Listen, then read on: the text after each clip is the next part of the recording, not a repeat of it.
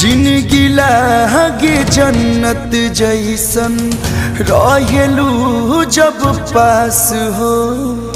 बतिये से जुड़ाला जियरा भरल बा इतना मिठास हो।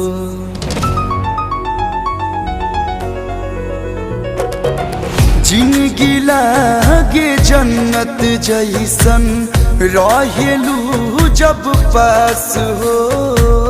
बतिये से जुड़ाला जियारा भरल बा इतना मिठास हो।